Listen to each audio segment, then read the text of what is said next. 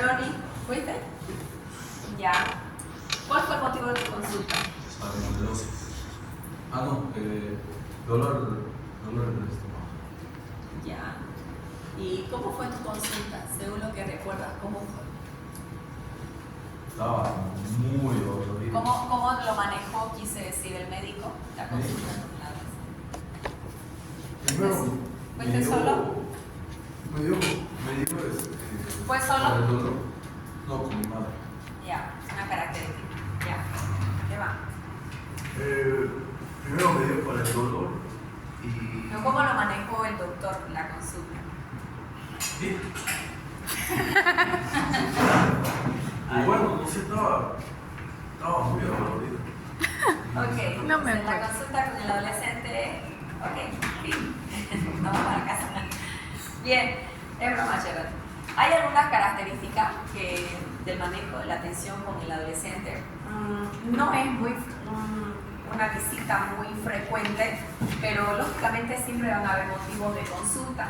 Dentro de ese motivo de consulta van a haber aspectos que van a resaltar dentro de la atención del adolescente. Entonces no dejamos de ver la atención en base a la hoja sistematizada que es la historia clínica, con los datos que corresponden, peso, talla y IMC, y vamos a evaluar también algunas posibles enfermedades. Pero antes que nada, el manejo de la consulta con el adolescente tiene que tener ciertos rasgos o características. ¿Por qué? Porque dentro del motivo de la consulta, la atención del motivo de la consulta puede ser explícita u oculta. Entonces, así como ustedes han escuchado, generalmente el adolescente viene acompañado con el familiar, en este caso la mamá, ¿no? Muy frecuentemente. Pero cuando hablamos de la forma en la cual se debe manejar una consulta con el adolescente, tiene que tener estos rasgos o estas características de crear un ambiente de confidencialidad, de confianza, de empatía, de respeto, para poder llevar a cabo todos estos factores que se van a hablar. Entonces, dentro de los factores psicosociales vamos a ver entre ellos diferentes variabilidades que básicamente a través de una formulación de ciertas cuestiones vamos a ir a observar qué áreas de la vida del adolescente se encuentran o se pueden encontrar en riesgo. Por ejemplo, familia, amigos, entre otros de ellos, y enseguida vamos a ver algunos ejemplos. Después vamos a evaluar y clasificar la salud sexual reproductiva, el riesgo de embarazo, los trastornos menstruales, y en ambos sexos se van a observar o se van a manejar estos temas típicamente como riesgo de las enfermedades de transmisión sexual o VIH-Sida. Entre otras características también vamos a hablar sobre el consumo de sustancias tóxicas, tabaco, alcohol e incluso drogas, que el inicio típicamente de estas condiciones o estos factores de riesgo para la salud del adolescente empiezan en estas edades. Y finalmente vamos a ver los riesgos de depresión, que hay algunas conductas que nos hacen entrar en estas posibilidades y eso es un riesgo sobre la salud del adolescente. Por ejemplo, la condición más crítica o la situación más grave de un estado depresivo, ¿qué es? Suicidio, ¿verdad? Entonces en el adolescente hay factores por los cuales se van a poner susceptibles o propensos a caer en estos estados depresivos y vamos a aprender a manejarlos e identificarlos cuando es una depresión grave o con riesgo de suicidio o una depresión. Entonces hay ciertos factores o características que los van a observar. Después de todo también vamos a ver que siempre la consulta debe estar apoyada de actividades promocionales y preventivas. Entonces dentro de estas actividades vamos a promocionar y hacer una orientación en el aspecto nutricional, que es lo primero que vamos a ver en el adolescente. Después vamos a hacer las orientaciones a los estilos de vida saludables o favorables para la salud del adolescente, el manejo y la orientación de las ITS, del VIH-Sida, del embarazo precoz en este caso en la adolescente y prevención contra algunos riesgos de vida, de salud para el adolescente como los accidentes, que son una de las altas tasas de mortandad que tiene en esta etapa de la juventud. Consumo de sustancias y finalmente planificar la próxima visita.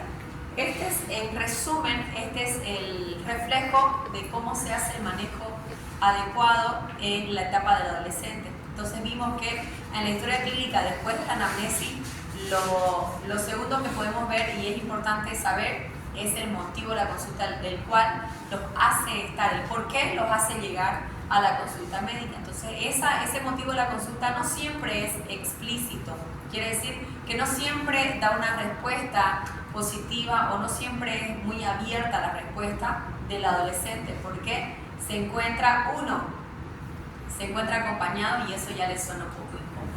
Segundo, que se van a tratar temas que son temas no tan favorables o temas no tan livianos, por decir así. Por ejemplo, un abuso sexual. Por ejemplo, ha iniciado una vida sexual activa, le dice enfrente de la madre, y la otra no, digamos, ¿no? No, dice, ¿no? Pero después, a la exploración física, que termina una actividad o una atención en el adolescente con la exploración física del paciente. Entonces, son momentos que quizás les pueden resultar incómodos, pero son diferentes áreas. O, por ejemplo, si no es la abuela, si no es la madre o el padre que llevan a estas muchachas a una consulta o que llegan a una consulta por un proceso infeccioso, una secreción vaginal, vamos a decir, en estas edades bajas, ya sean 10 años, 12 años, y se le evalúa uno de los factores de riesgo en la familia, que aquí va el segundo punto.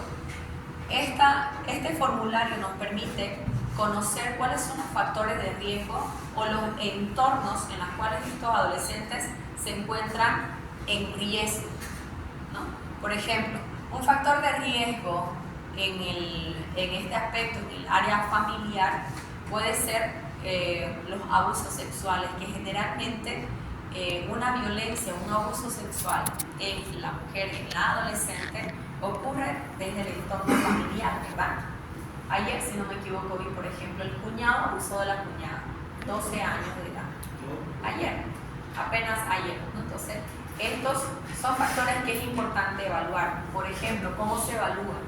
¿Cómo es su relación familiar? ¿Cómo lo califica, por decir así, la relación dentro de su familia, dentro de su hogar? Buena, mala, ¿no? A veces no es muy explícita o muy explícito, pero usted ya tiene que captar que dentro de esa área o ese factor que usted está evaluando puede haber un riesgo. Entonces, eso es lo que se va a identificar en cada uno de estos factores. En el área de tóxico, por ejemplo, otro ejemplo acá. Cuando hay hábitos tóxicos familiares, las bebidas, el cigarrillo o las drogas, que posiblemente está presente dentro del hogar, dentro de la familia, que puede ser de fácil acceso. Entonces ya hay un factor de riesgo para el adolescente, y entre otras causas también. Entonces lo segundo que se tiene que evaluar es hacer a través de este formulario, cuáles son las áreas en las cuales el adolescente se encuentra en un factor de riesgo. Posteriormente vamos a hacer los antecedentes personales. Dentro de los antecedentes personales se hace la evaluación de las diferentes secuencias de aparición que se va dando en la etapa de la adolescencia, y todos ya pasamos por esa etapa, ¿verdad? Entonces, en adolescente, ¿qué es lo primero que usted identifica para poder reconocer que ya ha entrado a la adolescencia? A ver, chicas.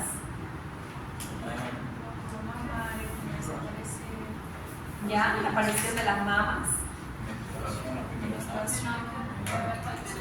Así es, ¿no? Entre otros aspectos femeninos. ¿Y en el varón? ¿Por qué siempre ríen los varones de esto? Medio incómoda la situación, imagínense un adolescente. ¿No se da cuenta? Entonces, bueno, más allá de eso, pasamos a los antecedentes familiares, pero después de los antecedentes familiares, ahora, a la exploración física se lo evalúan los estadios de Tanner, y así como ustedes mencionaban, empiezan a aparecer algunos caracteres donde se identifica claramente el desarrollo o se identifica que estamos entrando ya en la etapa de la adolescencia. Uno de ellos en las mujeres es la aparición de la menarca, ¿verdad? ¿Qué es la menarca? Así es. Entonces, ese es el primer el primer síntoma, la primera característica de la mujer. Y en el varón, bueno, en la mujer, si hablamos de la secuencia de aparición de los caracteres sexuales, también podemos ver el desarrollo. ¿Cómo evaluar entonces la exploración física? Por el crecimiento o el brote mamario, ¿no? Que se lo debe realizar de acuerdo a los estadios de Turner. Y en el varón, toda la mañana pregunté eso y nadie sabía. A ver ustedes. Ahí está, doctor. Vale.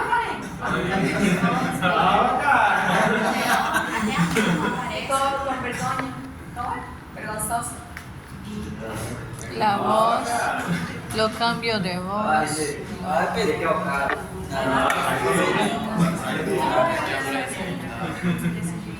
A la exploración física estoy diciendo que el médico tiene que evaluar las mamas de la adolescente. ¿Por qué? Porque tiene que identificar en qué estadio de crecimiento y desarrollo está la mama de la adolescente. Y en el varón, es la pregunta. A ver, Elismar. Allá atrás. Como no es una actividad muy frecuente que se hace, porque ¿quién va a ir a que lo evalúen, ¿verdad? El crecimiento del volumen testicular a través del orquidómetro de Prader. Eso lo vamos a ver en teoría, ¿ya? ¿Cómo es la utilización de eso? Entonces, de esa manera se evalúa las características de la evolución del crecimiento y desarrollo. Y aparecen adolescentes, ustedes así, no, riendo, características, ¿no? Entonces, todo este modelo de atención se lo dirige a través de esta conducta. Confidencialidad, respeto, empatía. Por si acaso no estamos en el plan de juzgar cuando hay un embarazo precoz, por ejemplo, o cuando hay una actividad sexual que se inició de manera precoz, ya sea voluntaria o involuntariamente. Esos son dos aspectos que no estamos en la posición de juzgar. Entonces, pero sí es importante evaluar y hacer las recomendaciones. Por eso es que hablamos de una orientación, ¿ya? Bien, entonces después de esta actividad se hacen las antropometrías, el peso, talla, IMC, circunferencia abdominal y la promoción de la salud nutricional adecuada, ¿ya?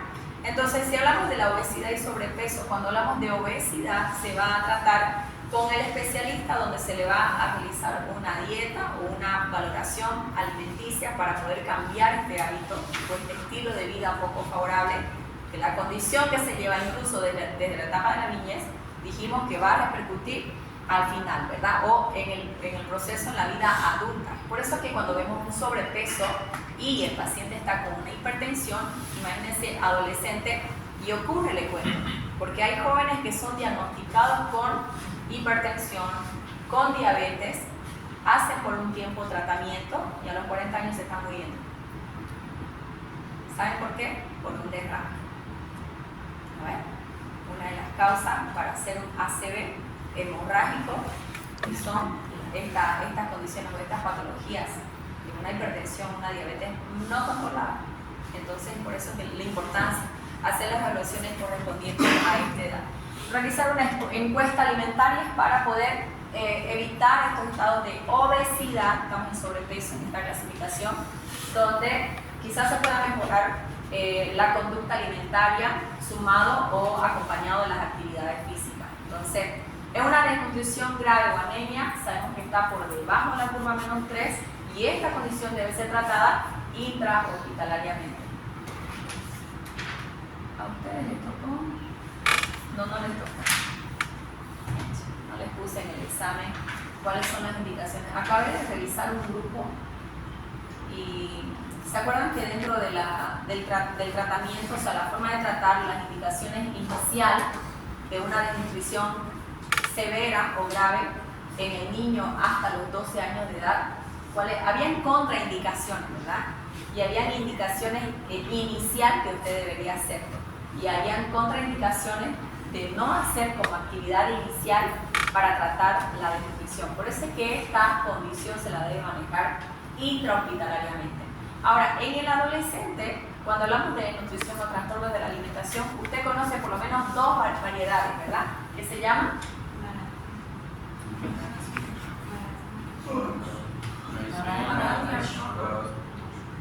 Adolescente. Les voy a preguntar el examen final de eso.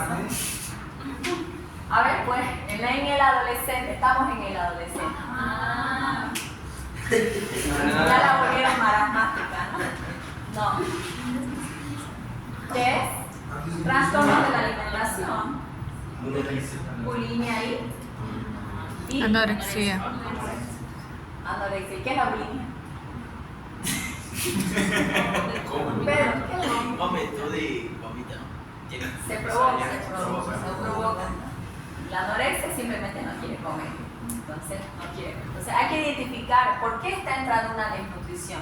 Hay que verificar si es que está atravesando un trastorno de la alimentación.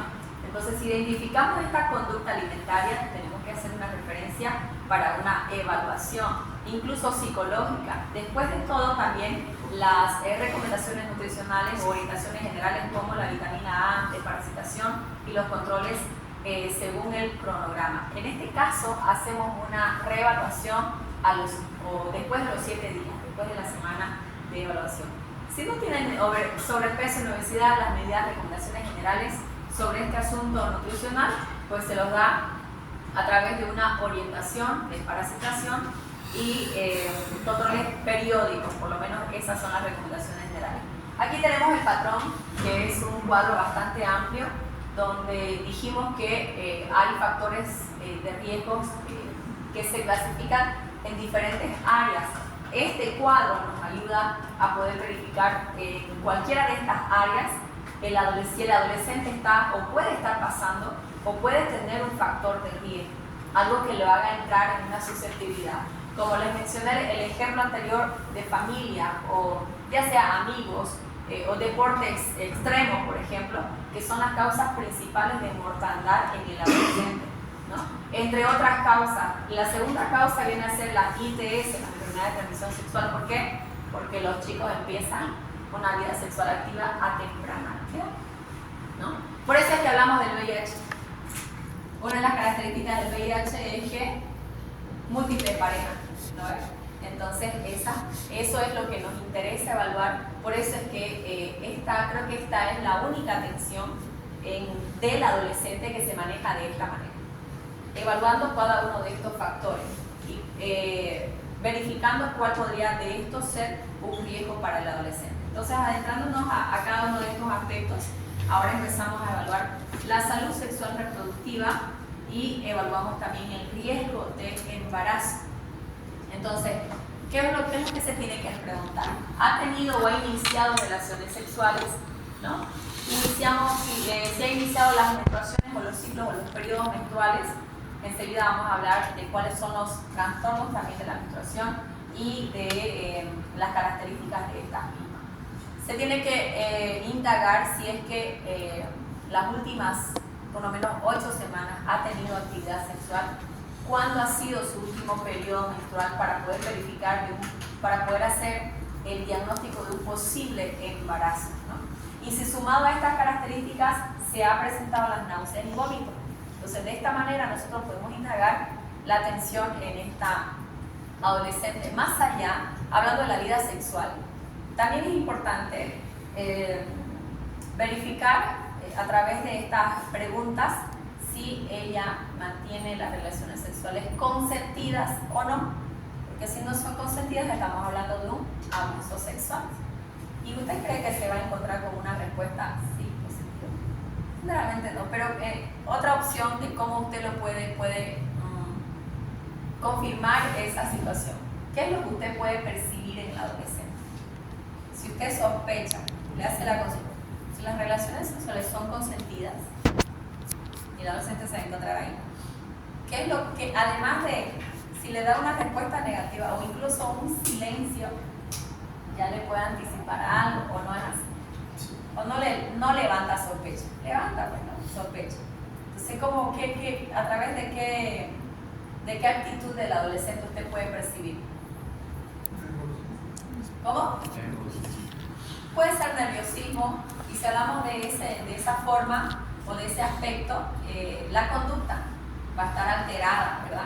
Si son características de estos temas que se pueden ver Y estos temas pues no son para nada cómodos, desde preguntar si ha iniciado una vida sexual activa, peor aún si esas relaciones no son consentidas, ¿no? Entonces, sin embargo, nuestra parte médica no nos encargamos de saber no solamente la vida sexual del adolescente, sino de encontrar algunos rasgos. Aunque no tengamos respuesta positiva, nosotros nos guiamos por la observación y el examen físico del paciente. Lo mismo que la adolescente diga, no he iniciado una vida sexual activa, vamos a revisar a la cama. Entonces, incluso si viene acompañada de la mamá, para eso están las, ¿qué le dicen ustedes? Cortinas, ¿no? Mamparas, ¿no? Los divisores, ¿para qué? Para respetando la evaluación física o la integridad física del paciente. Entonces usted se da cuenta que está con el médico y el médico observa que para que haya una confirmación de que efectivamente ya inició una vida sexual activa, ¿qué usted puede observar? Oh. Fico nervoso también. ¿Qué dice? Así es. Entonces, eso es lo que usted va a observar, aunque la adolescente diga no, por miedo o por temor, ¿verdad? Entonces, eso es lo que nos va a definir nuestra conducta, el manejo que nosotros hagamos en la observación del paciente. Entonces, además de físicamente observar algunos rasgos o sospechas de maltrato físico o abuso sexual, también es importante, por eso indagamos. ¿Ya inició los periodos o los ciclos menstruales? Sí, dice, ¿no? ¿Cuándo fue la última fecha de menstruación? Tal fecha, y evidentemente usted verifica la fecha actual y usted va a notar o puede notar que hay un retraso menstrual, ¿no? Entonces, además de esa característica, usted tiene que observar si es que hay lesiones subjetivas de maltrato, como los moretones, las lesiones anales o incluso las lesiones genitales. Entonces, una vez usted indagó estos factores, más aún se aclaran algunas sospechas de un posible maltrato cuando el factor familiar quizás se puede encontrar alterado. ¿Cuándo es un probable embarazo? Después de que usted indagó todas esas preguntas, ¿cuándo es un probable embarazo? Se dice que es cuando afirma que sí hubo una actividad sexual por lo menos 8 semanas y no utilizó ningún tipo de método anticonceptivo, ¿no? O tal vez lo usó mal. Entre otras características también pueden estar presentes la sintomatología, como las náuseas, los vómitos, ¿no? Y estamos hablando de esta clasificación. Entonces, en este probable embarazo, ¿cómo realizamos la conducta? Garantizamos confidencialidad. Al final, la única que puede emitir una respuesta ante una situación muy personal individualmente de esta paciente es ella. Entonces, garantizamos la confidencialidad, no emitir ningún tipo de juicio, ¿no? Y buscar hacer una orientación para que esta adolescente pueda recibir este apoyo familiar. Generalmente cuando se encuentran en situaciones de embarazo precoz, siempre hay disturbios emocionales. Uno, que físicamente sabemos que no están aptas, no se está apto para recibir un embarazo, ¿verdad? El disturbio emocional. Después, otra de las causas, la depresión, son una de las actividades de lo que podemos ver cuando estamos hablando de un embarazo precoz en la adolescente. Entre otras complicaciones, si hablamos de complicaciones del embarazo. Entonces vamos a realizar los estudios complementarios y después de 2 días se hace el seguimiento para poder confirmar el embarazo y seguidamente de esto realizar los primeros controles prenatales. Cuando hay un alto riesgo de embarazo, similar a las anteriores, no utiliza ningún método anticonceptivo, sí tiene una vida sexual activa o las relaciones sexuales no son consentidas, ¿no? O sufre violencia sexual y uno de los factores se puede encontrar alterado, uno o más de los factores. Ahora, otra de las características para este tipo de señoritas o adolescentes cuando no cuentan con un respaldo familiar pueden ser aquellas que se crían con la abuela, con el abuelo, o se crían con el tío, la tía, que no directamente es la mamá o el papá. ya hay un factor de riesgo de embarazo, posible embarazo en la adolescente. Entonces es una posibilidad, no siempre se dice que es así, pero es una mayor posibilidad de que pueda ocurrir eso. Entonces si ha habido actividad sexual, hace 5 días, dicen, sin ningún tipo de protección y las relaciones sexuales no han sido consentidas, se puede tomar en cuenta los métodos anticonceptivos de emergencia como el levonorgestrel, ¿no? En este caso, cuando las relaciones sexuales no son consentidas, o sea, es decir, se trata de un abuso sexual.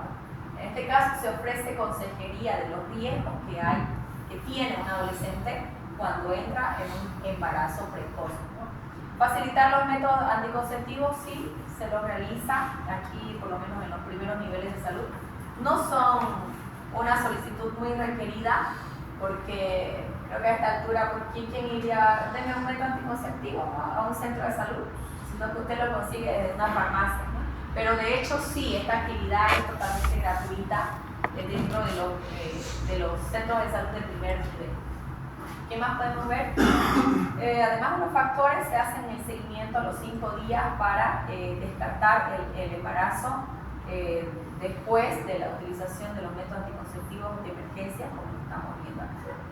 Si hay un bajo riesgo, las medidas generales que se pueden tomar en cuenta para la adolescente en relación a las ITS, métodos anticonceptivos e incluso promover ciertas conductas de autodeterminación, porque no todo es violencia o abuso sexual, sino que ellas mismas inician por voluntad propia, inician una vida sexual activa, sin pensar en los riesgos que pueden correr esa situación. Cuando ustedes salieron de promo del colegio, ¿tuvieron compañeras embarazadas? La típica. O antes, igual. Antes, ¿no? Salen con la bendición. Entonces, tomar en cuenta que es importante también promover la autodeterminación, ¿no? Una de las políticas. Trastornos de la menstruación. Antes de entrar a eso, por allá atrás, ¿cuál es la característica de un ciclo o periodo menstrual normal? ¿Normal? Sí. Y cada 14 días va a menstruar. Cada 14 días va a menstruar. ¿Qué más? Ah, 28. ¿Ya qué más? Cuando llegar ese ciclo, la mujer va a estar más estresada por no de las hormonas que están alteradas. Ya, solamente hablemos de lo normal. ¿Cómo usted considera que es un ciclo o periodo normal? Cuando es regular ese ciclo, que se repite dentro de ese. Además de los 28 días, ¿qué más? ¿Atrás? ¿Cuánto?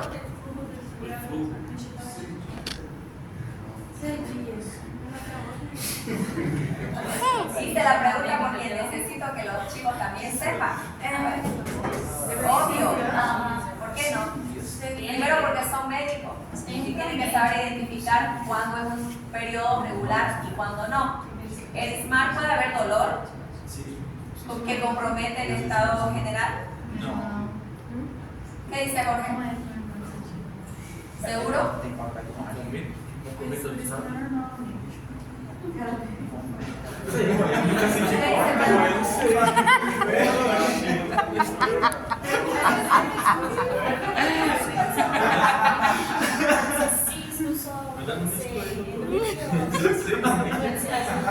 Por eso justamente les pregunto. Por eso precisamente les pregunto porque, o sea, primero que nada nos estamos formando como médicos, entonces lo tenemos que saber. Es más, usted para su papá, su mamá, su abuelito, su tío, su primo, usted lo sabe todo, ¿o no es así? ¿No ves? Ya van y te preguntan un asunto de cardiología, de neuro, porque creen que lo sabes todo, ¿no ves? Pero estos aspectos también no se nos tienen que escapar, porque aunque no seamos o no queramos ser ginecólogos, lo tenemos que saber manejar. Que vas a tener novia, vas a tener hija, vas a tener esposa y lo tenés que conocer. Entonces, Cheroni, ¿vos querés hablar? A ver, decime. ¿Cuál es el ciclo periodo regular? ¿Cómo lo identificas? Ish. Cuando se enoja. ¿Hay cambios de humor? Martín. ¿Qué más hay, doctora? Pobrecito. Cuando Ya. se enoja, cuando tiene euforia. Porque más que todo, Sí, te- pues no, con Si hay dolor, no debería comprometer el estado general. Eso vamos a hablar ahora. Entonces, hay que verificar, además de esto, algo que necesito que ustedes también tomen en cuenta, es hacer, si hablamos de los ciclos o periodos menstruales, sabemos que se da por la eliminación de como un desecho de esta sangre, ¿verdad? Entonces, es importante tomar un diagnóstico diferencial como un probable embarazo. Entonces, hay que observar eso. Pero antes de pasarnos a eso, vamos a verificar cuáles deberían ser los criterios que me ayuden a pensar qué es un periodo regular normal. Tengo que empezar a estudiar estas características. El sangrado es anormal. Si tiene sangrado normal, que significa que puede variar entre la cantidad, ni muy poco, tampoco mucho. Hay señoritas que, a ver, por ejemplo, en la noche se andan cambiando 2 a 3 veces. O en el día, por ejemplo, tengo una compañera hace años que sufría de síndrome del ovario poliquístico, que en 2 días terminaba todo su paquete, ¿no? Su paquetito de toallas higiénicas. Entonces, eso es una irregularidad, eso rapidito, anemia, ¿verdad? Y hay mujeres que todo el tiempo paran por nada más con anemia y anemia. Entonces, hay que evaluar la cantidad de sangrado, la característica del sangrado, si es que hay coágulos o no hay coágulos. Por ejemplo, si tiene dolor intenso durante las menstruaciones, no es con él, es como otro dolor. Entonces, este dolor intenso no debería comprometer el estado general de la adolescente o de la mujer. De que hay dolor, sí hay, pues no. ¿Y cuánto dura ese dolor? Chicas. Depende. Pero si usted nunca tuvo. Porque yo tengo 3 hermanas. Entonces te las sabes toditas, te las tenés que saber. El dolor por lo menos puede durar entre 1 a 2 días, ¿no? Tercer día hay molestias, pero no son tanto así como dolores, no deberían ser así. Entonces, si hablamos de la característica del dolor, no deberían ser intensas. Los ciclos son irregulares, se refiere a qué? A que cada periodo tiene que estar presente mensualmente, ¿sí o no? Hay un promedio, el promedio es de 28 días. Ahora, el ciclo de la duración dice no puede ser menor a 21 ni mayor a 35 días. Por eso es que estamos hablando de este promedio. Y en cuanto a la duración del periodo menstrual, varía y no puede ser menor a 2 días, es muy poco, ¿no? Hay mujeres que menstruan 3 días, felices ellas. Hay mujeres que menstruan entre 5 a 7 días, ya, regular. Pero hay mujeres que la menstruan hasta los 10 días, imagínense, qué horror, ¿no? Y encima la cantidad, el dolor y los cambios de humor, entonces son características, son aspectos que tenemos que observar si hablamos de los trastornos de la menstruación. Las ausencias, lógicamente, igual, no pueden haber ausencias entre los periodos cada 3 meses o cada 6 meses de los periodos normales, periodos menstruales, mejor dicho. El humor, bueno, después de todo también es importante evaluar cuáles son los síndromes premenstrual. ¿Qué es lo que, a ver esta pregunta más a los chicos, qué es lo que ustedes han escuchado que sucede antes en una mujer antes de entrar a la menstruación? Chicos, solo chicos, quiero saber si saben. Si le duele bajo vientre, Ya. veces que se siente que está hinchado. Ya, distensión abdominal, dolor o sensibilidad en las mamas. ¿Qué más? Dolor de cabeza. ¿Cómo? Dolor de cabeza. Puede ser, pero ese dolor de cabeza no es intenso, ¿sí o no? Se pone triste, Los cambios, pues probablemente, pero no son características que tienen que estar presentes, no se lo puede considerar normal en cada periodo, porque imagínense, veamos locas con esos cambios. Chocolate. Sí, pero. Que haga mucho chocolate. No, esa es gorda, tiene muchas calorías. No es normal eso. Observemos entonces qué tenemos que hacer. Si hay palidez palmar, si hay abundancia, lógicamente esta mujer va a estar todo el tiempo desangrándose. Fiebre tampoco es posible que haya. Dolor abdominal que compromete el estado general, no debería haber, ¿no? Sangrado abundante, esas son las características que hay que evaluar. Entonces, aquí clasificamos como una hemorragia genital severa, cuando aquella que se la puede clasificar también por un posible embarazo.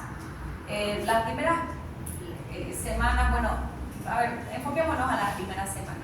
Cuando estamos hablando de un embarazo, las primeras semanas o un aborto en curso, ¿cuál es la clínica de la paciente? Dolor tipo cólico, no, los sangrados abundantes, los coágulos, restos de membrana. Eso es importante también clasificar, no descartar.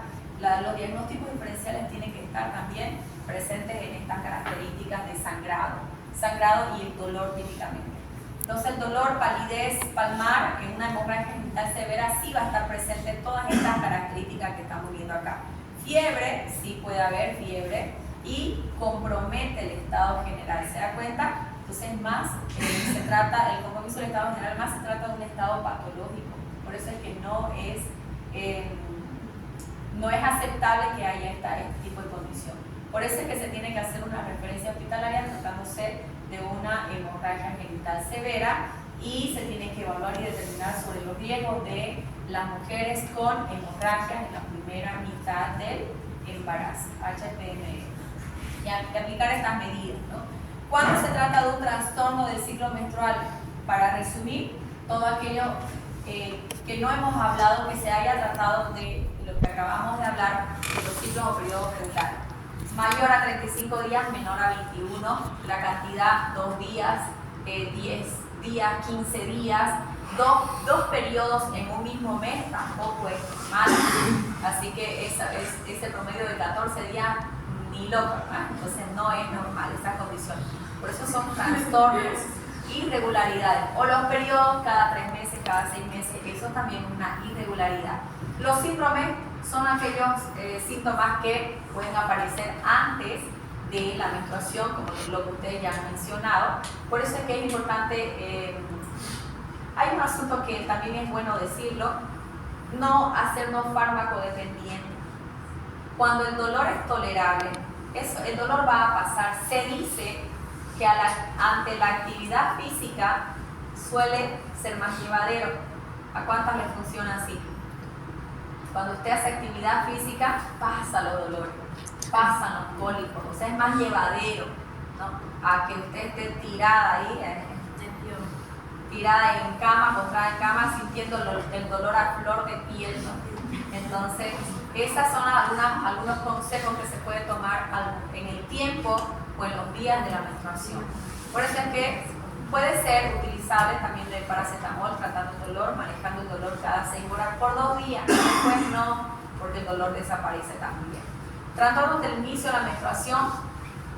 Cuando se refiere al inicio de la menstruación, ¿a cuántas? Hay un promedio entre los 13, 14 y 15, ¿verdad? En la cual inicia la menstruación. Pero si nos salimos de este promedio y hablamos que el inicio de la menstruación empezó a los 9 años, 8 años, 10 años, ¿es muy temprano o no? Es muy temprano. Muy temprano, ¿verdad? O muy tardío, 15, 16, 17 años, muy tardío, recién inició la menstruación. ¿Cuáles son las posibles consecuencias del inicio de la menstruación? ¿Cuáles podrían ser? Cáncer de mama. ¿Cómo? Hasta un cáncer de ovario podría ser, ¿verdad? Entonces, eso es importante también evaluar. En esa evaluación se le tiene que hacer una referencia al especialista. Entonces, miren, noten ustedes, por ejemplo, por lo menos las chicas ya nos tenemos bien ubicadas en esto, pero los chicos presten atención en todas estas características, porque así como lo ven, sí, pues sí, somos un poquito complejos nada más. Entonces, el riesgo de la ITS, otra área que hay que evaluar, ¿no? Las ITS en ambos sexos. ¿Qué vamos a evaluar? Observar si es que cambia frecuentemente de pareja, hace uso de los métodos anticonceptivos, cómo los usa, es importante también hablar de eso. Usa drogas endovenoso. Generalmente las personas que viven en situación de calle conocen todas estas características, ¿no? Cuando se trata de un probable VIH-Sida, vamos a ver que característicamente una persona, en este caso el adolescente, pierde de peso de una manera brusca. Además puede estar presente, dice, fiebre, ¿no? Más de un mes, sigue con fiebre. Entonces, son las características de un probable VIH-Sida. Por eso es que nos vamos a indagar esta forma, formular estas preguntas. Ni qué decir las infecciones de transmisión sexual, las úlceras bucales. Por eso es que en el sexo masculino hay que evaluar la secreción uretral, hay que evaluar las masas inguinales, las úlceras, hay que evaluar las verrugas, las lesiones anales, genitales, el dolor al miccionar también puede estar presente, ¿no? Ante una ITS, y en las mujeres de igual manera. Pero acá, además de, como les decía, un ITS sí es probable un ITS, además de que puede estar presente las infecciones, tanto en el sexo masculino como el femenino, dice pérdida de peso o enflaquecimiento acentuado, y lo pierden de una manera brusca, ¿no? Fiebre puede estar presente, ¿no? Más de un mes incluso puede llevar. Las úlceras en la cavidad oral también pueden estar presentes. Entonces esas son características típicas de un paciente con VIH-Sida. ¿Cómo va a manejar este paciente en la consulta? Primero que nada se garantiza confidencialidad. Cuando ustedes estén pasando por sus 4 rotaciones en su servicio internado, van a ver que a estos pacientes con VIH se los maneja, se los nombra bajo un código o una seña que los puede identificar. Por ejemplo, ¿ustedes han escuchado alguna vez en algún hospital cómo se refieren para mencionar que un paciente es VIH positivo? ¿No? ¿No? Por ejemplo, en la caja petrolera. No, pero de repente sí, es de otro hospital. ¿Cómo? Creo que tiene numeración en la doctora. Como tú tuvieron la numeración, no le digo, ¿no? Cuando nos querramos referir a un paciente con VIH-Sida, nunca se nombra, ¿no? El paciente fulanito con VIH-Sida, ¿el que tiene VIH-Sida? No, nunca se los nombra así, ¿no? Entonces garantizamos confidencialidad para no entrar o evitar entrar en otro tema. Por ejemplo, en la caja petrolera, ¿qué le decíamos a los pacientes con VIH-Sida? CPS paciente, CPS 50. Usted los presentaba, o sea, lo presentaba al paciente con ese nombre. Paciente, fulanito de tal, CPS 50, ese es su código para referirse a que es un paciente con VIH-Sida. Entonces, de esa manera, cada hospital se maneja un código especial que lo hace llamar VIH-Sida, paciente VIH-Sida. En el adolescente hay que manejar las formas de no solo confidencialidad, sino tratar de negociar con el adolescente para dar a conocer a los familiares porque es un menor de edad. Después de esa condición se tiene que realizar el tratamiento sindrómico de la enfermedad y si es un caso de un manejo de síndrome de ITS, que no se puede realizar el manejo, se tiene que enviar urgentemente al hospital, ¿no? Evaluar, otra de las condiciones importantes que hay que observar es evaluar con las parejas que estuvo, ¿no? Hacer los estudios o exámenes de laboratorio, VIH y sífilis, ¿no? Y ofrecer una información sobre la enfermedad, no solo los tratamientos, sino las complicaciones que pueden haber ante el padecimiento de esta enfermedad. ¿Cuándo es un alto riesgo? Cuando no usa métodos anticonceptivos, cuando usa drogas endovenosas. Por eso es que los chicos que están o que viven, o las personas que viven en situación de calle, ellos comparten, pues, ¿no?, la jeringa. Entonces sabemos que cómo se transmite el VIH. ¿Cómo se transmite? Sexualmente, parental. Sexualmente y también por elementos punzantes, como la jeringa. Entonces es importante evaluar. Usa drogas endovenosas, cambia frecuentemente de pareja, ¿no?, de pareja sexual, o tiene relaciones sexuales no consentidas, por eso es que hay un sufrimiento o un abuso sexual, vive en situación de... Entonces, todos estos factores me van a dar un alto riesgo de un ITS o de un adolescente con VIH-Sida. Aquí vamos a ofrecer una información sobre la enfermedad y las recomendaciones generales haciendo un estudio o los estudios de laboratorio correspondientes. Ante consumo de sustancias es otro de los aspectos que se evalúan en ambos sexos, ¿no? Se pregunta generalmente, a ver, para empezar con esta área, por lo general si ya hemos evaluado el factor de riesgo en todas las cuestiones que ustedes han visto en los cuadros al inicio de este tema, y han encontrado, por ejemplo, en amigos, un factor de riesgo dentro de la amistad puede ser también que los amigos consumen o tienen hábitos tóxicos, aunque él o ella todavía no, pero ya es un factor de riesgo, ¿no? Otro de los factores de riesgo son el factor familiar.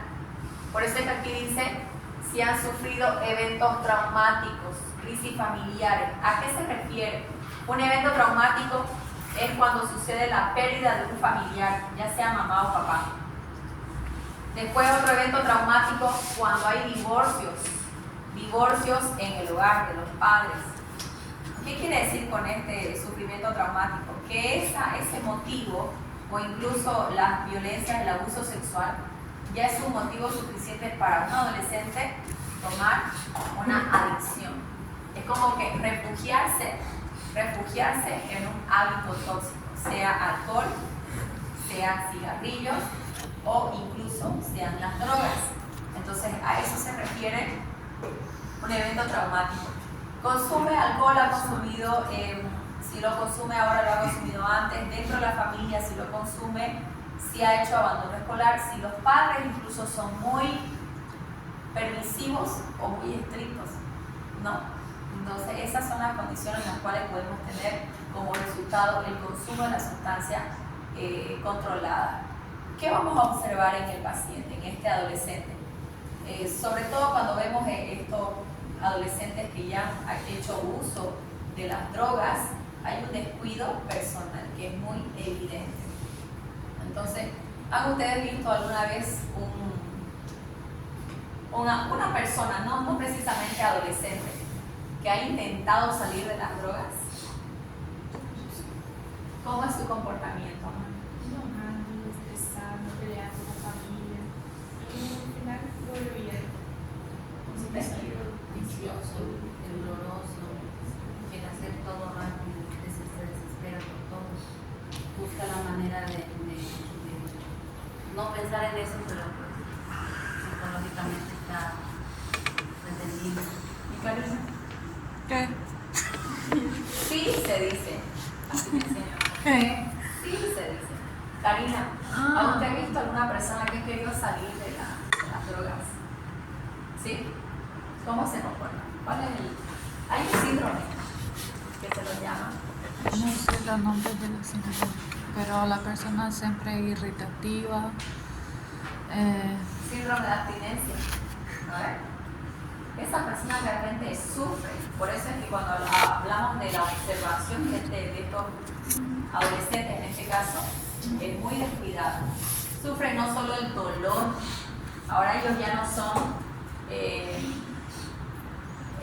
son dependientes de su propia vida, sino que este objeto o estas drogas lo manejan, lo controlan a esta persona. Entonces, estas personas que entran en estas situaciones de uso de, no solamente drogas, por si acaso, ¿no? El alcohólico dependiente, igual, esa persona alcohólica igual sufre para poder dejar estas bebidas alcohólicas. Entonces, es un proceso muy largo que ellos atraviesan, doloroso, no hablando emocionalmente, sino físicamente hablando.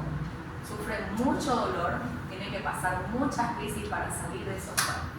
Yo he visto y me he topado cara a cara con este tipo de personas. Tenía 15 años o 16, no tenía más, adolescente. Entonces, hoy en día sigue buscando tratar de lograr salir de esta situación. Pero es todo un proceso. Por eso es que cuando hablamos de este consumo de sustancias se tiene que tratar de hacer una referencia hospitalaria por el dolor, por las características que tiene el síndrome de abstinencia, y también se tiene que negociar con el adolescente, porque el adolescente que puede decirle sí, consumo, pero no quiero salir, quiero seguir consumiendo. Entonces, por eso es que la orientación está en base a negociar con el adolescente, sabiendo que estas sustancias tóxicas tienen una consecuencia a la larga. Las bebidas alcohólicas te hacen llegar a ¿qué? Hasta una cirrosis hepática, ¿verdad? Y entre otras complicaciones. ¿Cuándo es un alto riesgo de consumo? ¿Qué significa alto riesgo? Que hay mayor susceptibilidad de que este joven o este adolescente adquiera esos hábitos, ¿no? Por ejemplo, la familia lo consume, los amigos lo consumen. Es de fácil acceso a estas bebidas. El adolescente se puede encontrar en situación de calle, en abandono, ¿no? Escolar también, padres estrictos o muy permisivos. Entonces son algunos de los factores que se pueden considerar como un alto riesgo para que el adolescente haga el consumo de esta sustancia. Por eso es que nuestras medidas están en base a la orientación de poder evitar los efectos a largo plazo, los efectos secundarios sobre la vida o la salud del adolescente. Cuando hay un bajo riesgo no consumen, no sucede ninguna de estas anteriores. Depresión. ¿Cuál es la característica más grave de depresión? El intento de suicidio. Entonces, por eso es que hablamos de depresión. ¿Cómo reconocer los procesos depresivos de una persona? Usted en el adolescente se va a dar cuenta, o una de las formas en las cuales empieza es que hay un bajo rendimiento escolar, ¿no? Yo he visto hace unos semestres atrás que igual ustedes a este nivel universitario, que no son adolescentes sino ya tienen una edad madura, hablando en edad, tuve muchos alumnos, realmente tuve muchos alumnos con estados depresivos, con intento de suicidio, ¿no? Una condición muy, aparte de lamentable, su comportamiento es bastante reacio, no se socializa, se pone distante, la conducta es diferente. Entonces, aquí hay que reconocer en el adolescente que otra de las características es que el patrón del sueño se encuentra alterado, duerme mucho, no quiere dormir o se despierta muy temprano, ¿no? Dentro de las actividades habituales suspenden algunas actividades que normalmente hacían, como actividades deportivas, como dentro de su alimentación también. Un estado depresivo te inhibe el apetito, o sea, un estado depresivo evita comer, ¿no? Se pierde en el tiempo y evita comer. Ahora, también tiene relación con los sufrimientos o los eventos traumáticos que hemos mencionado anteriormente. Eso también es parte de esta conducta. Entonces, ¿qué vamos a observar en este adolescente? Un descuido personal evidente. Otra de las características es que al hablar, cuando estamos hablando de depresión con intento de suicidio, que es lo más grave que podemos ver, es que dice que habla frecuentemente de muerte o suicidio. Ya ha intentado suicidarse anteriormente. Entonces, eso es lo más grave que puede suceder. O también pueden haber antecedentes familiares. En este caso se tiene que hacer una referencia hospitalaria para el especialista y tratarla, ¿no? Y establecer contacto con la familia. Signos de alerta son algunos de los patrones que hemos ya indicado, pero que no hay riesgo todavía, que no ha llegado a este nivel o riesgo depresivo del adolescente. En este caso también es importante acudir o negociar con el adolescente para poder prestarse ayuda o conocer la parte familiar de esta situación para evitar algunas complicaciones. Y creo que ya terminando con este tema, los maltratos físicos, sabemos que cuáles son maltratos físicos, físicos sobre todo, que se van a manifestar por lesiones que efectivamente se han producido, ¿no? Lesiones subjetivas de abuso sexual, incluso cuerpos extraños, genitales, ¿no? Que es las cosas más traumáticas que puede uno observar. En los flujos igual, ¿no? Los flujos. La última vez que supe fue de una niña de 5 años, ¿no? Con flujo genital, ya es muy dramático. Entonces es compatible con maltrato y abuso físico las lesiones que efectivamente están presentes, pero también otra parte subjetiva, como el comportamiento alterado de este o de esta adolescente.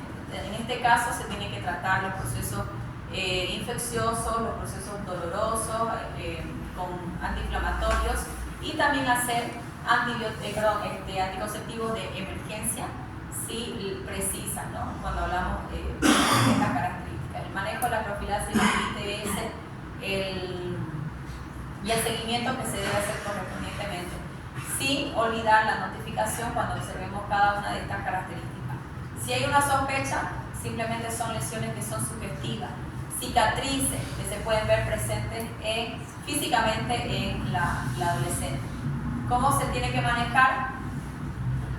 Junto con trabajo social. Trabajo social se encarga de verificar esto.